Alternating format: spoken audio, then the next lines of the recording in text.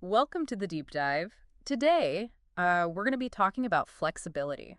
Ooh, fun. Yeah, and specifically, we're diving into this blog post from Ballet Stretch DC. Okay. It's called Starting from Scratch: How to Develop Flexibility and Elasticity. So if you're like me and haven't stretched since, gym class, this one's for you. I think this is a great topic to dive into. So many people overlook flexibility, Right. but it's truly foundational for overall well-being. Yeah, that's what I keep hearing more and more about. Yeah. And this blog post really kind of drove it home for me. Yeah. Like, did you know that good flexibility can actually help prevent injuries? Absolutely. Yeah. It's all about range of motion. Okay. So when your muscles are flexible, they can move through their full range without strain, Right. which means you're less likely to pull something or get hurt during everyday activities. That makes total sense. Yeah. I'm always afraid I'm going to like throw my back out reaching for something on a high shelf or something. Right. But it's not just about avoiding pain, right? Yeah. The blog post also mentioned other perks like reduced muscle tension. Yes. And that's something most people can relate to, especially these days. Yeah. Think about it. You're stressed from work. Mm. You're sitting at a desk for hours. Oh, yeah. Your muscles tighten up, leading to that stiff, achy feeling we all know too well. Yes. Flexibility exercises can help counteract that by lengthening and relaxing those tense muscles. Okay, so we've got better posture, Yeah. fewer aches and pains, less chance of injury. Exactly. I'm sold. I'm ready. I love it. But one of the roadblocks to flexibility that the blog post talks about really resonated with me, Okay. and that's stress. Okay, yeah. How does that even work? Does stress actually like make you less flexible? It really does. Okay. When you're stressed, your body goes into fight or flight mode. Oh gosh. Releasing hormones that cause your muscles to tense up. Yeah. It's a primal response meant to protect you from danger. But in our modern world, Right. it often leads to chronic muscle tension, which can limit your flexibility over time. Wow. So it's not just in my head? Yeah. My tight shoulders are actually my body's way of dealing With with deadlines? and to-do lists. Absolutely. Oh man. Your body's like, oh, there's a deadline. I need to tense up. Yeah, it's like bracing itself for an attack that never comes. Yeah, exactly. The blog post also mentions infrequent training. Is Yeah. that just a fancy way of saying we need to stretch more often? Essentially, yes. Okay. Our bodies are designed to move. And when we don't use our muscles through their full range of motion, Right. they shorten and tighten. Okay. It's like anything else. Okay. If you don't practice a skill, You lose it. you lose it. And then, of course, there's the dreaded sedentary lifestyle. Oh my gosh, yes. I swear I spend more time sitting than sleeping these days. It's a common problem. Yeah. And it all ties back into that use it or lose it principle. Okay. If we spend most of our day sitting, our hip flexors shorten, our hamstrings tighten, Right. and our overall flexibility takes a hit. So we've established that I'm stressed, I'm inflexible, and probably shaped like an office chair at this point. You and me both. Okay, so where do we begin? So I always recommend consulting a healthcare professional Oh, right, good point. before starting any new exercise routine. Yeah, especially if you have any pre-existing conditions. Right, they can help assess your needs Yeah. and ensure you're approaching flexibility training safely. I have a bad habit of jumping into things I'll feel that. without really thinking, so I appreciate that reminder. Yes, always good to be mindful. So the blog post also emphasizes this idea of listening to your body. Yes. What does that actually mean in practice? It means paying attention to the signals your body sends you during stretching. Okay. It's about noticing where you feel tightness or discomfort and respecting those limits. Okay. Flexibility training should never be painful. So it's not about like pushing through the pain or comparing myself to those Instagram yogis who can bend into pretzels. Exactly. Everyone's body is different, and we all have different levels of flexibility. Yeah. It's not a competition. I appreciate that. It's about finding what feels good for you and gradually increasing your range of motion over time. That's such a relief to hear. I used to think flexibility was all about achieving like those crazy contortions. Right. But the blog post really seems to be saying it's about feeling better in your own body. That's exactly it. Okay. Moving with more ease and grace. Yeah, Reducing tension, and improving your overall well-being. I like it. It's about appreciating what your body can do rather than focusing on what it can't. Okay, so we're ditching the Instagram comparisons and focusing on what feels good. Exactly. I like it. The blog post also mentions something called muscle relaxation techniques. Yes. Is that just like a fancy way of saying take a nap? Well, a nap is always a good idea, True. but muscle relaxation techniques are more about consciously releasing tension in your muscles. Oh, okay. It's like hitting the reset button in your nervous system. So are we talking about massages or something I can actually do myself? You can absolutely do it yourself. Okay, good. One simple technique is called progressive muscle relaxation. Okay. Basically, you tense and release different muscle groups throughout your body, Okay. starting with your toes and working your way up. Okay. It helps you become more aware of where you're holding tension and teaches you how to let it go. I feel like I'm holding tension like everywhere. We all do. But how does this tie into flexibility? Relaxing your muscles before stretching can actually make your stretches more effective. Okay. It's like warming up a rubber band before you try to stretch it. It's less likely to snap. That's a good analogy. Right. So we're like prepping the body before we even get to the actual stretching part. Exactly. It's about creating a foundation of awareness and relaxation Okay. that will allow you to approach flexibility training with more ease. I'm feeling more relaxed already just thinking about it. I love it. But I'm also eager to get to the actual stretching part. The blog post outlines this 5-stretch routine. Yes. That seems pretty approachable even for a beginner like me. It is a great routine. It targets multiple muscle groups Okay. and can be done in just a few minutes. Perfect. So it's perfect for busy people or those new to stretching. Okay, I'm ready to dive into those stretches, but first, Yes. we need to take a quick break. Okay. When we come back, we'll explore each stretch in detail. Yes. And discuss how to get the most out of this simple yet effective routine. Sounds great. All right, stay tuned. Okay, so we're back Yes. and ready to get bendy. Let's do it. Before the break, we were talking about this 5-stretch routine Right. from the Ballet Stretch DC blog post. Yeah. And it seemed super approachable even for a beginner like me. Absolutely. So let's walk through these stretches. Okay. First up is the cat-cow. Okay. I've heard of it, but honestly, I'm not quite sure what it is. Okay, so the cat-cow is a classic. Okay. It's a great way to warm up your spine. Okay. So you start on your hands and knees, back flat like a tabletop. Okay. As you inhale, you arch your back like a cat tucking your chin to your chest. Okay, like a Halloween cat. Yes. Yeah. Okay. Then as you exhale, you reverse it, dropping your belly down and lifting your head and tailbone like a cow reaching for the sky. Okay, that visual really helps. Yeah. I can see why it's called cat-cow.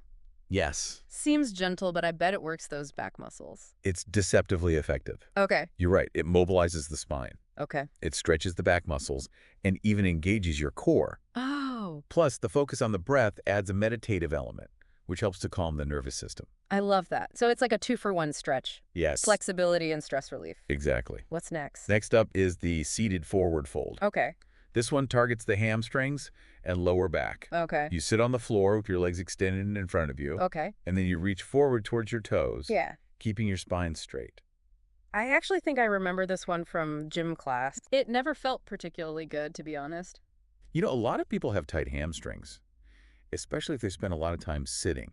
True. The key with this stretch is to listen to your body and not force anything. Right. It's not about touching your toes. Okay. It's about feeling the stretch along the back of your legs and gently lengthening those muscles over time. So it's more about the journey than the destination, so to speak. Exactly. That's reassuring because I definitely can't touch my toes. And remember we talked about those muscle relaxation techniques? Right? Doing something like progressive muscle relaxation before stretching Right. can help release tension in those hamstrings, Yeah. making the stretch feel more comfortable. I'm adding progressive muscle relaxation to my to-do list. Yes. Okay, back to the stretches. Okay. What comes after the seated forward fold? All right. Next, we're going to open up the chest with, you guessed it, the chest opener. Okay. There are a few variations, but a simple one is to stand with your feet hip width apart and clasp your hands behind your back. Okay. As you inhale, lift your arms away from your body, Yeah. opening your chest and squeezing your shoulder blades together. I can already feel my posture improving, so visualizing that. Right? I spend so much time hunched over a computer. I know, me too. This feels amazing. It's a fantastic antidote to that tech neck posture we all tend to develop. Okay. It stretches the chest muscles, Yeah. strengthens the upper back, Yeah. and helps you stand taller and breathe more deeply. I'm definitely adding this one to my daily routine. Awesome. What's next? Now we're going to target the sides of the body Okay. with a standing side stretch. Oh, yeah. So stand with your feet hip width apart Okay. and reach one arm overhead, bending your torso to the opposite side. Oh, okay. Hold for a few breaths and switch sides. This one feels good. Yeah. It's like a gentle wake-up call for my whole side body. It is. It stretches those often neglected muscles along your sides, the obliques and intercostals, which are essential for good posture and spinal mobility. Wow. Okay. Plus, it can feel really invigorating, especially if you're sitting for a while. Okay. Last stretch. Last but not least, we have the butterfly stretch. Bring it on. All right, so this one opens up the hips Okay. and stretches the inner thighs. All right. You sit on the floor with the soles of your feet together Yeah. and gently press your knees down towards the floor.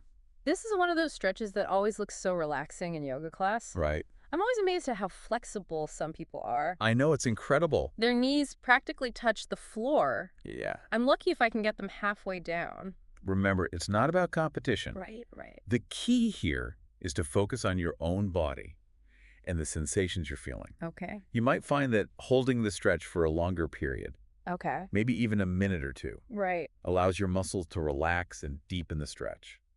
Good point.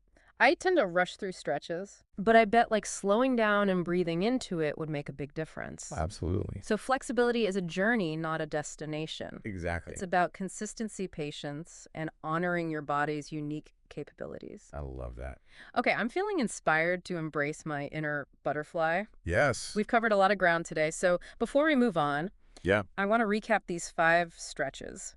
Cat-cow, seated forward fold chest opener, standing side stretch, and butterfly. Perfect. Simple, right? It is. And remember, the blog post suggests holding each stretch for 10 to 30 seconds. Right. And routining 2 to 3 times. Okay. But you can adjust that based on your needs and how your body feels. Exactly. It's all about listening to those inner cues. Yes. But there's one more thing I wanted to ask you about. Okay. The blog post mentions visualization, Yes. which I find so intriguing. It's a powerful tool. Yeah. Is there any science behind that, or is it just like a feel-good technique? There's actually some fascinating research that suggests visualization can enhance the effectiveness of stretching. Really? Yeah, it's all about the mind-body connection. Okay. So when you visualize your muscles lengthening, you're essentially sending signals to your brain that can help to relax and release those muscles. So it's like tricking your muscles into becoming more flexible.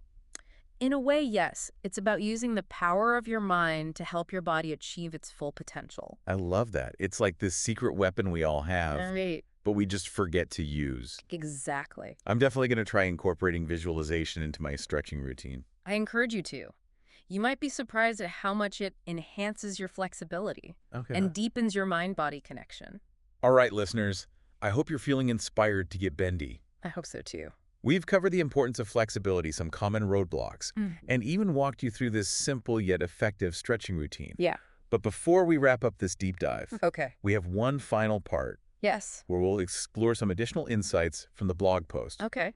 and leave you with some parting thoughts to ponder. Sounds great. All right, stay tuned. We're back for the final part of our flexibility deep dive. Yes. I don't know about you, but I'm feeling pretty inspired to get bendy. Me too. It's been a great conversation. Yeah, for sure. And one of the things that really stood out to me from this blog post was the emphasis on consistency.